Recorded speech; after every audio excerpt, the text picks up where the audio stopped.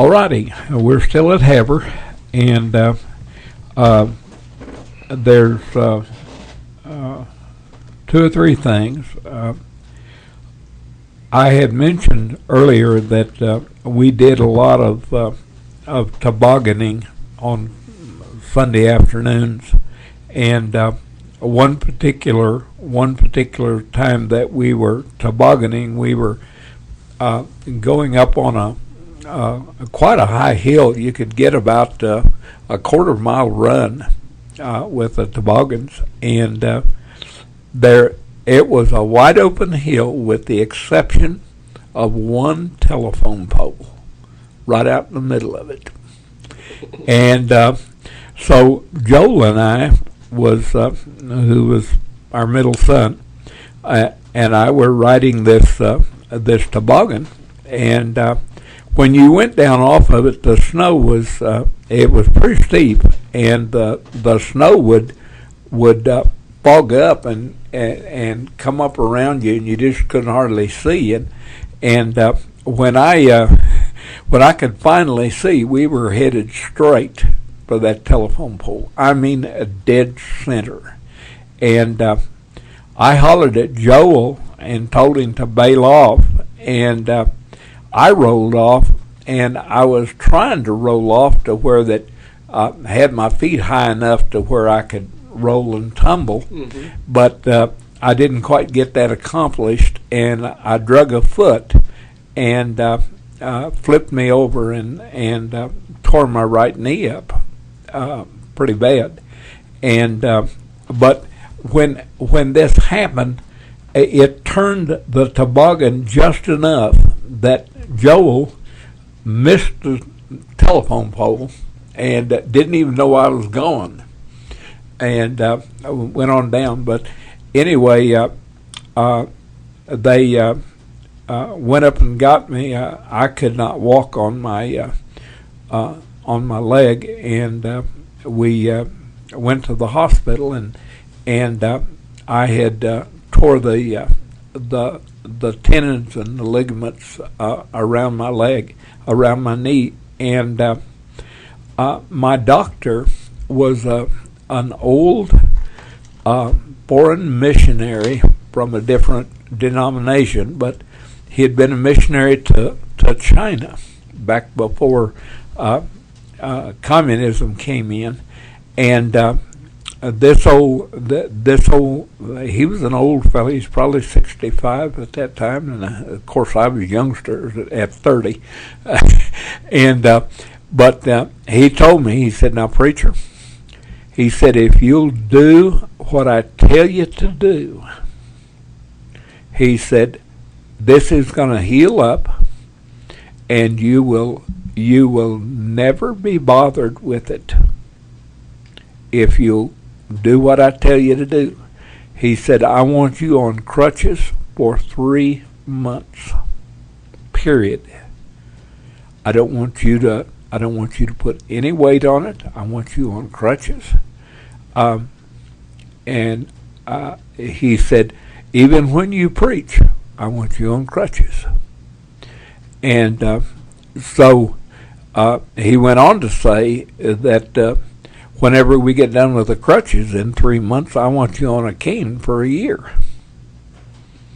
And I went ahead and did that, and my knee never bothered me until I wore out the cartilage, and later had to have knee replacements and stuff. But anyway, back to this story of when I come out of the hospital, I was on crutches, and of course it was the middle of winter time, and that's a beautiful time to be on crutches in Haver, Montana.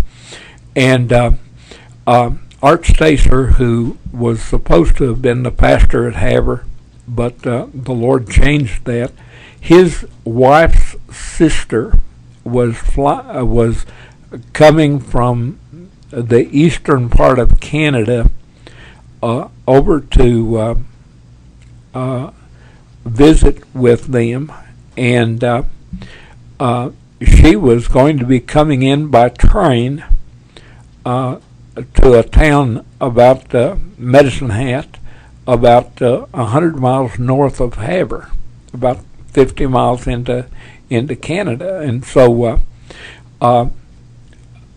Art's wife couldn't go. She was teaching, and she asked if we could go and pick her up. So we agreed, and as it came down time for it, there was a big blizzard coming across Canada and that area, even into Havre, and so we had a kind of a rickety old car, and Art's wife told us, said, "Now you take our car, and it's better, and you can drive it." Well, in the back of my car, I had all kinds of survival equipment, food, clothing, the whole 9 yards, shovel, everything.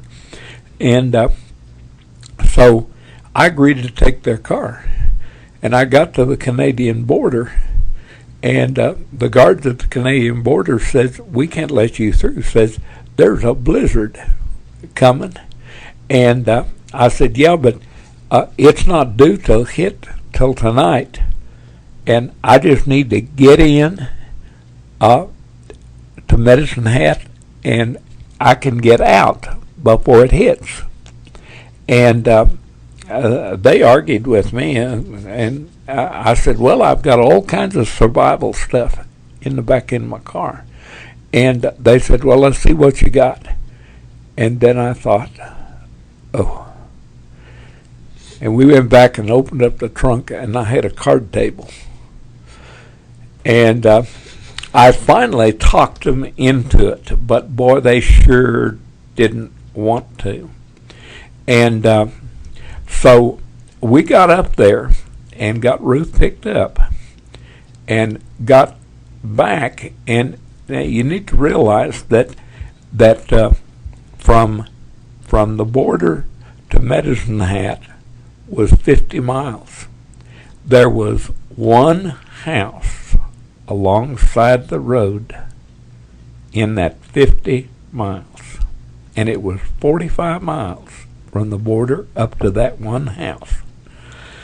Well, we were on our way back, and we got back, and the blizzard hit us, and it was what they call a ground blizzard.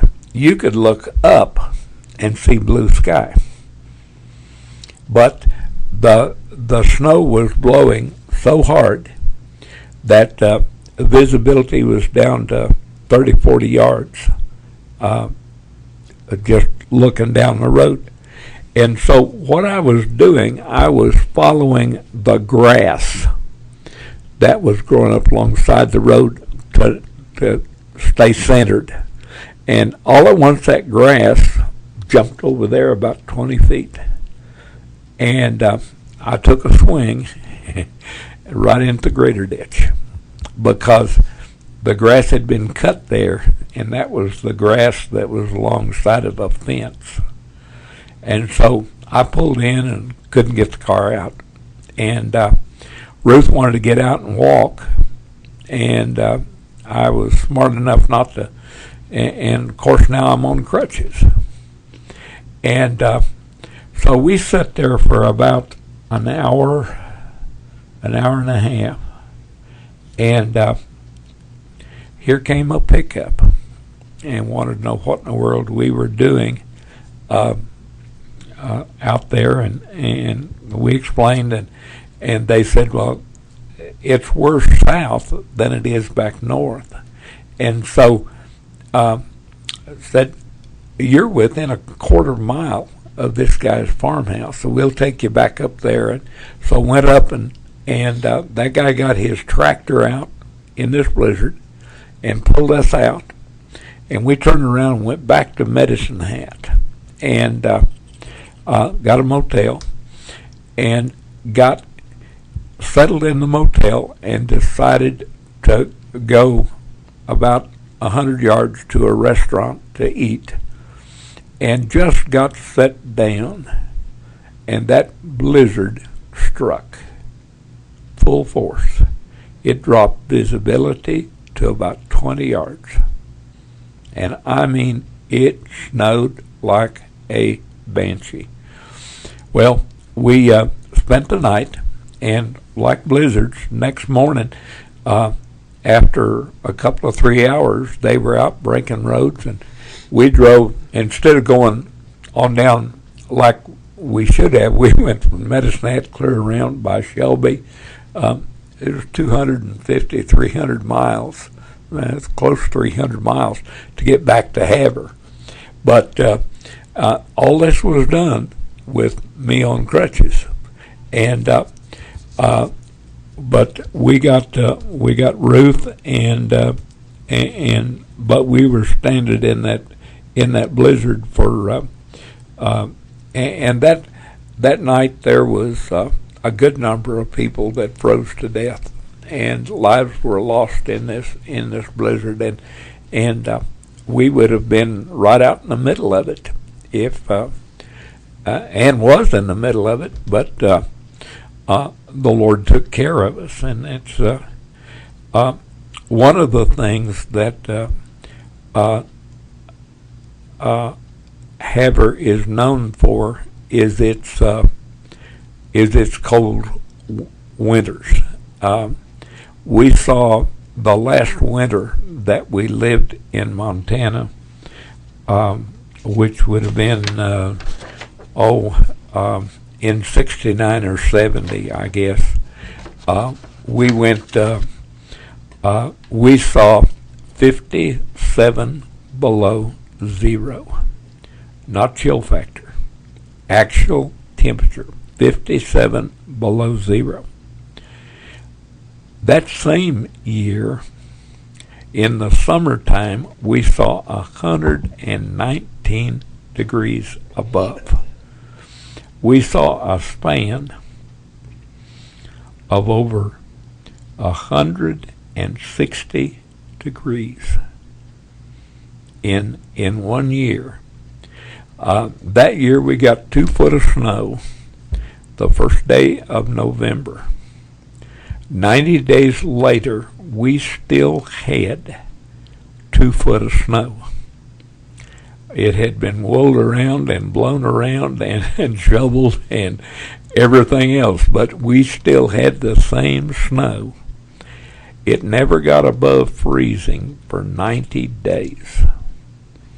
There was 30 days that it never got above 30 below zero, day or night.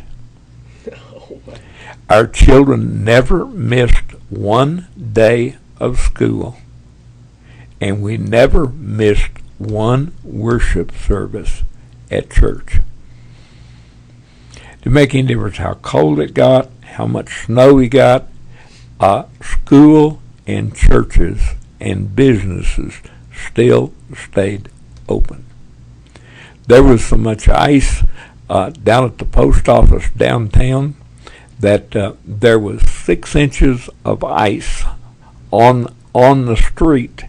There was no curb.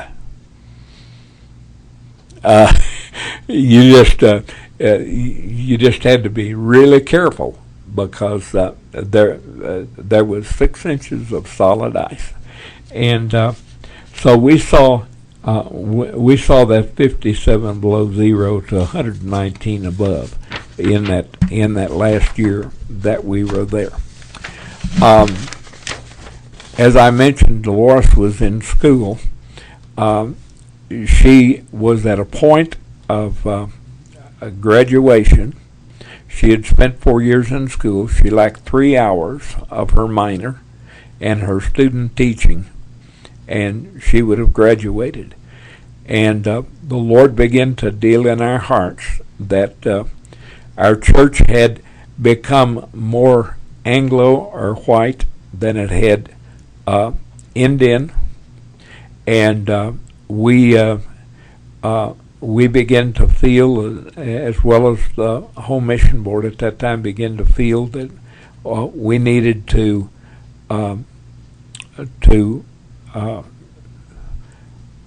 either begin to do another work or transfer to another area or something, because we were no longer really language missionaries. And it was during this time there was one other incident that happened, not in Havre, but it affected us very much.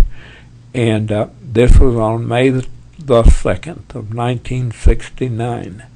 I mentioned this in the Havre thing, but this was the day that Roy Hallingwater was murdered in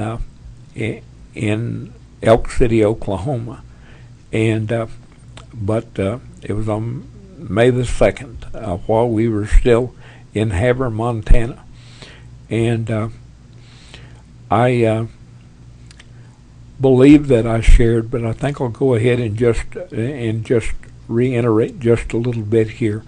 I talked to the sheriff after when I was down in Oklahoma, and they had never found, on paper, they had never found his murderer. But as I talked to the sheriff was a close friend of mine, he said, Harold, he said, this is off of the record, but we know who killed Roy. And but in fact, we had him in our jail on another charge and was not aware, and he was expedited to Texas for another murder, another robbery that he had done there. And so we could not file charges against him at that time. But we have the courts and all of the officials are aware of the fact that when he is released from prison, he will immediately be arrested and brought back to Oklahoma, and will be charged with the murder of Roy Hallingwater. And so Roy's murderer was caught, but they could not prosecute him because he had been transferred. And so this came into the time of August of 1971, which spent 4 years in Havre. We had, as I have shared, just a tremendous time there of ministry and of sharing and of our children growing up, and definitely knew that this is where God wanted us. But in the summer of 1971, God began to deal with our hearts and began to open up a mission field on the Pine Ridge Indian Reservation. And we were in contact with A.L. Davis, who was missionary. A.L. Davis is still alive. He's 97, 98 years old. This man used to be a missionary at Poplar, Montana, in Indian work there. Moved to Rapid City, Sioux Baptist Chapel in Rapid City. He did work on the Rosebud Reservation. He started work at Pine Ridge. This man has probably started more missions in South Dakota in churches than any other individual. And there's at least 12, 15 churches and missions that were started through him. But anyway, we began to be in contact with him and with the Home Mission Board, and there was a work at Sharp's Corner, which was the Oklahoma Baptist Mission, and there was services there on Sunday afternoon and Wednesday evenings, and he began to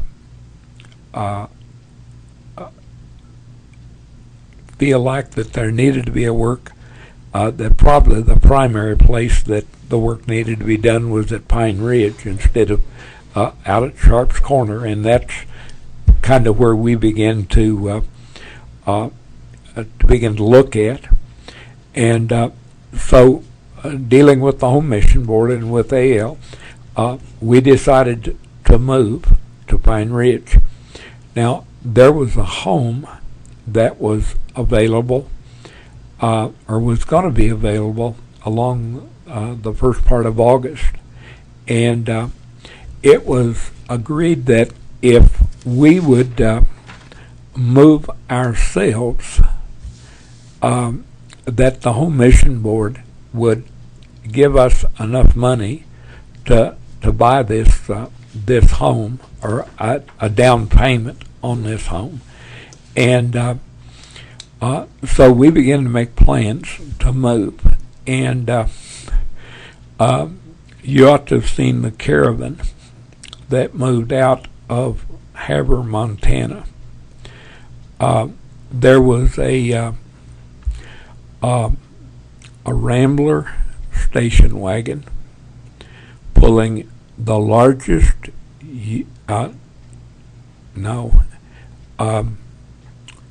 there was a Rambler station wagon pulling about a 10-foot U-Haul trailer. There was a four-wheel drive International Scout pulling the largest U-Haul trailer that you could get, 16 foot long, something like that. There was a little Nash Rambler car pulling a one-wheel trailer behind it. Barbara and Deloris was driving the Rambler station wagon. Barbara was doing most of the driving at that time. Fred was driving the little Rambler with the trailer, and I was driving the Scout with the big.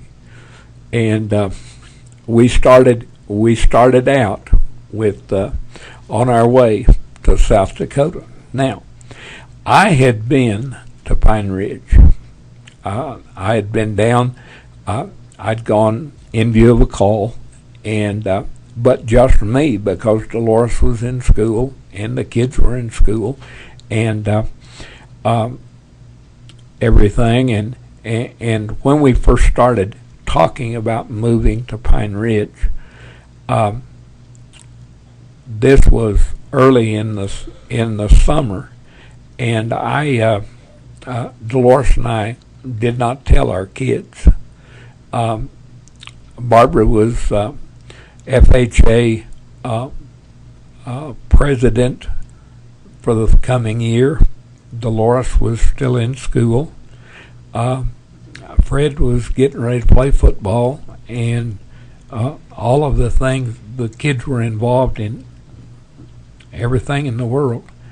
And I felt led that we should go. And finally, Deloris began to feel this way as well. And so when we talked to Barbara, we told her, said, now, the Valdezes still live here, and we talked with them, and if you want to stay and finish up your senior year here in Havre, you do that. And of course, she was devastated. But after about a day's prayer and thinking about it, she said no. She said, if my family is going to move, then I'm going to go with my family. And so we decided to go. and I came down to Pine Ridge, preached at Sharps, saw the building that we were trying to renovate to make a church in Pine Ridge, and made all of the arrangements for the move, and by myself. And so Barbara and Deloris and the children came into Pine Ridge not having a clue as to what was there. And so we started out on this journey with all three vehicles. And we got about 100 miles, maybe just a little further. And the transmission on this little Rambler that was pulling this one-wheel trailer went out. And we went back into Harlem and checked with them to see what could be done, and finally we decided to junk it, and we tied the one-wheel trailer to the front of that big trailer, which you're not supposed to do, but we did it anyway. And so then we had to shuffle people to where instead of being in 3 cars, we were in 2. And we headed out from there and headed on to Williston, North Dakota, and down through toward, we were still in North Dakota. And of course, Lawrence was about 9 and 10 years old, and he at that time Montana and North Dakota was always telling North Dakota jokes on one another in Montana, and Lawrence did not want to come to South Dakota. He said, "I don't want to be in North Dakota," and we kept telling him, son, it's not that way. And also I said, the North Dakota jokes, they tell those jokes on Montanans. And so we got to somewhere in North Dakota and was filling up with gas, and Lawrence walked up to the guy that was putting gas in, and he said, "Do you know any Montana jokes?" And the guy kind of laughed, and he said, "Yeah." He said, "I got one, I'll show you." And so when he got done, he went inside, and he had this envelope, and it had Montana rattlesnake eggs. And so he handed it to Lawrence, and Lawrence opened it up, and of course it had one of these rubber band things. And but we came on down into into South Dakota, somewhere in the vicinity of Buffalo, down in there somewhere, and the lights went out on the. There was a short in the lights on the Scout, and so we had to be pulled in and have those worked on. So we spent a night in a motel there, and of course we had our deep freeze, so we had to plug our deep freeze in. We've been on the road now for about 3 days, so we had to plug in our deep freeze, and we got on down and came through Rapid City, and got down to just outside of Ogallala, and there was a picnic area there. So we pulled off the side of the road, and we got clothes changed, and got ready for the triumphal entry into Pine Ridge. And we came down over the hill, which used to be the hospital up there as you first come down, and Deloris looked out across Pine Ridge, and she said, she said, "Sweetheart, this is the most undesirable place I have ever seen in my life. I'll bet you God leaves us here longer than any other place." What a prophetess. Because we spent more time at Pine Ridge than we did in all of the other 3 ministries or 4 ministries that we had done. And Pine Ridge is a lifetime story. We went into Pine Ridge. The home that was supposed to be vacated was not vacated. They were having trouble getting a trailer house and getting it set up, so we moved all of our stuff into the basement of that house and took off and went to it was late on Saturday evening, and we left out and went down through White Clay and gassed up and went on down to Alliance, and still had our U-Haul trailers, and had to get rid of them in Alliance, and we pulled into Alliance, and the U-Haul trailer was closed for the night. We got in there about, I guess it was 11, 12 o'clock at night. So we talked to a police officer and found out that there was a park where we could park our trailers. So we parked our trailers and dug out our sleeping bags and put our sleeping bags in the back of this big trailer and spent the rest of the night. And next morning got rid of our trailers and went on to Denver to visit our daughter. We went down to visit my brother out west of Denver, and then came back in about a week, and the house was still not available. So we moved into the basement of the house that we were renovating to become a church. And this house was about 14 feet wide, and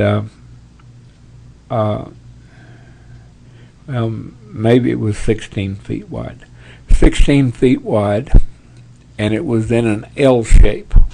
So it was 32 feet long, 16 feet wide, with a 16 by 16 L on it. And it was upstairs and a basement. And so we cleaned out the basement. It hadn't been lived in for years. Cleaned the basement out, and we moved into the basement. We were trying to work upstairs and get the get it ready to where we could have services in it. And so we took, and of course this is an old house, and when you work upstairs, the dirt comes down through. And so we strung plastic, tacked plastic on the rafters or on the floor joist up above, so that the dirt wouldn't come down through. We cooked on a 2-burner camp stove. We kept our groceries in an ice chest. We rolled our cots and our sleeping bags out and slept there, and worked upstairs when we could to begin to get the building ready to have services. Now, the Lord, in his timetable and in his working was bringing together the most unique bunch of people from every area of it was just unbelievable how he brought together. We got there and found out that God had already brought Ernie Johnson, a doctor, surgeon, to the Indian hospital. Another doctor, and Ernie and his wife had 2 children. Ted Herbelin and his wife and their 3 children had come in. They were doctors at the hospital. Charlotte Lewis was an art teacher out at the school, brought her in. All of these were already here when we came in, and later he'll add to these, but this was the beginning.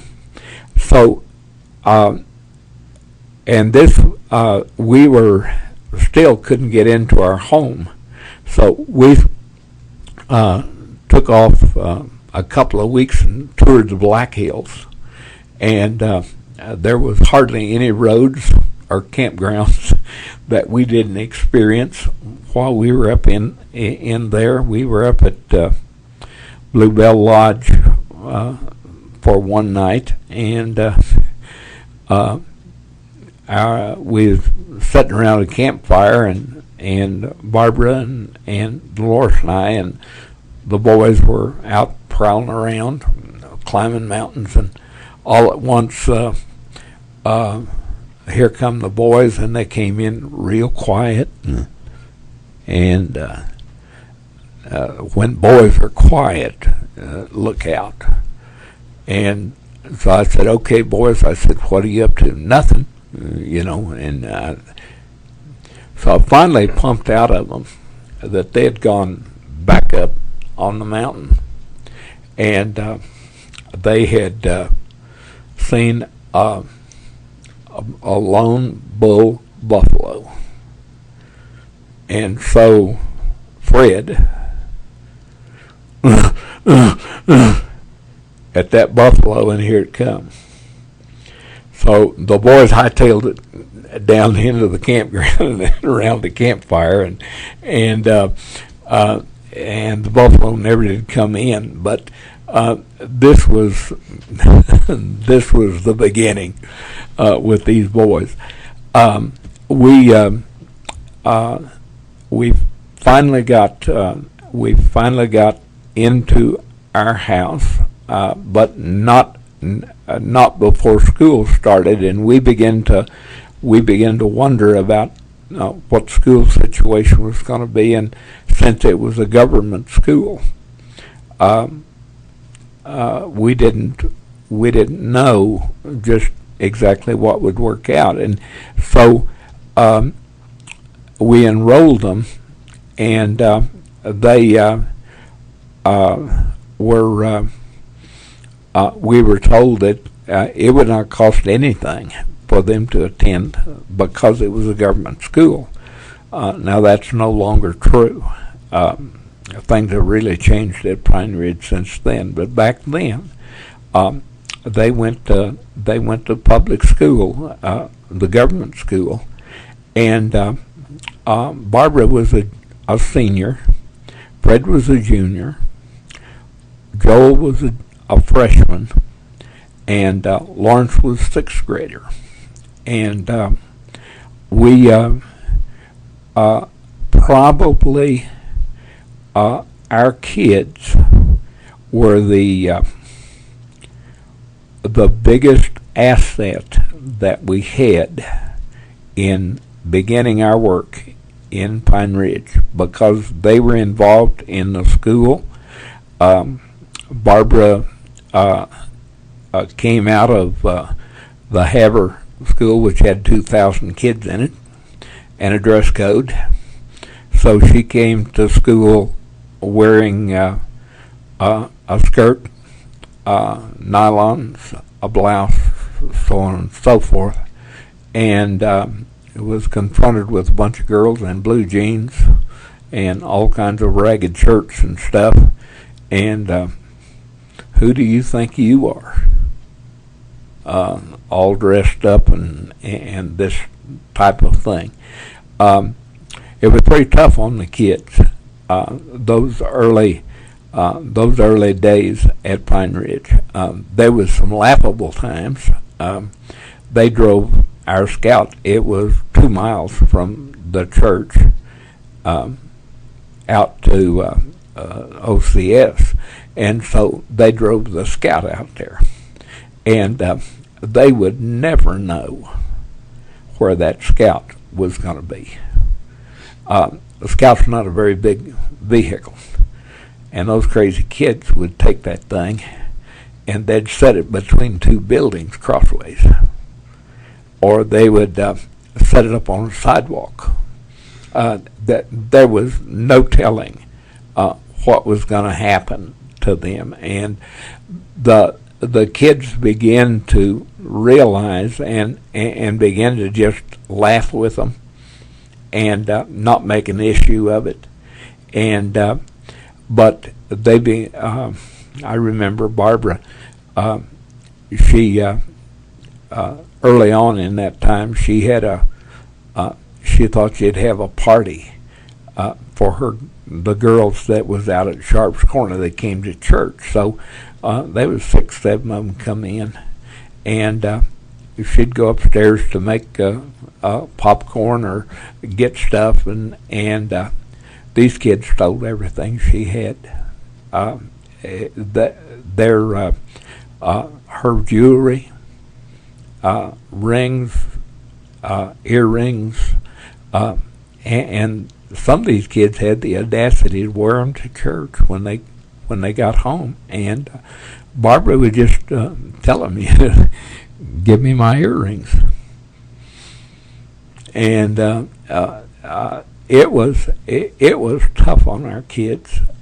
Those early times, that first year or so, but right along with that were opportunities that were unbelievable. I'll take Barb for instance. Barbara began to. They had a class called distributive education, where they had opportunity to go into a job where they worked and they got paid for it, but they were also learning how to work in a job situation. And she got a job as a nurse's aide up at the hospital, and she worked there at the hospital for a year and got paid for it, but she also got a trip to the National Convention for Distributive Education, which was out in Colorado, California, all expenses paid. She got involved with that was a week at Disneyland, all expenses paid. And so there was a lot of perks, but I mean, there was a lot of opportunities, but there was also a lot of downside. When she enrolled in a Spanish class, and the book, it was an advanced Spanish, and that was the first Spanish book that she had in Havre, Montana, was the advanced Spanish. And she signed up for a home ec, and she wanted clothing tailoring because she made her own clothes. Here she is, a senior in high school, but she made all of her own clothes. And she signed up for an advanced. Well, the girls didn't even know how to make buttonholes. And so she ended up spending the majority of her time helping other kids do their work, because what she had accomplished, I mean, what she had done in Havre was way beyond the advanced stuff that was available at Pine Ridge.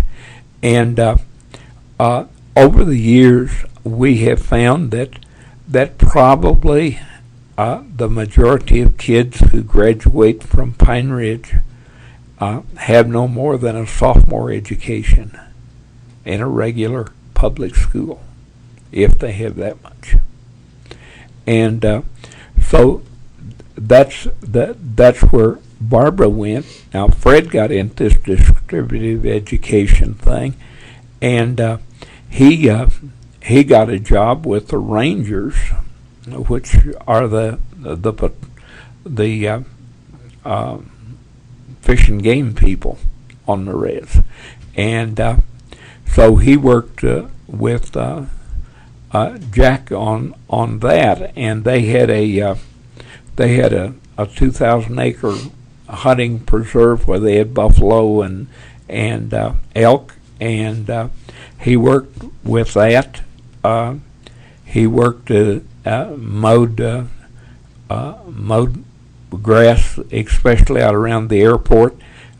He helped build fences up in the Badlands, the 303 refuge up there, and along with this, he also learned to.